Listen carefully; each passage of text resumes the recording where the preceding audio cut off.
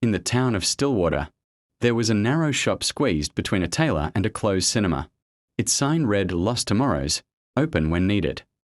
No one remembered seeing it open, yet everyone knew what it sold. Mara found the shop on a Tuesday that refused to end. The clock at her office had circled 5 o'clock 3 times, and the sky outside held the color of unfinished thoughts. When she pushed the shop door, a bell rang softly, like a question asked without urgency. Inside, shelves curved upward, filled with glass jars. Each jar held a small, moving scene, a conversation never started, a road not taken, a letter left unsent. Behind the counter sat an old man with ink-stained fingers. "You're late," he said kindly. "For what?" Mara asked. "For the tomorrow you misplaced." She frowned. "I didn't lose a tomorrow." The man lifted a jar.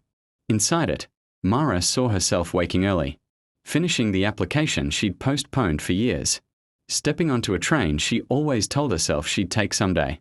The version of her in the jar looked lighter, as if gravity had loosened its grip. "That one slipped through a crack," the man said. "Happens when days are repeated too often." Mara felt a quiet ache. "Can I have it back?" "You can," he replied, "but you must return something in exchange." She searched herself. What could she give? Time. She had little. Hope. It felt fragile. Finally, she said, "I'll give you my certainty." The man smiled, pleased. He opened the jar, and the scene dissolved into warm air that wrapped around her chest. In return, he reached into a drawer and removed a small, heavy stone engraved with the word certain. It vanished as soon as it touched the counter. When Mara stepped back outside, the sky shifted.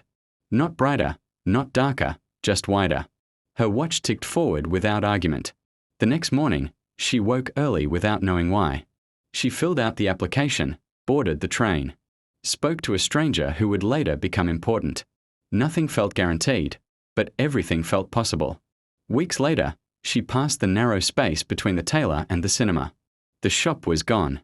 In its place was a simple sign taped to brick. "Tomorrow returned. Please keep it moving." Mara smiled and walked on, careful not to let the day repeat itself.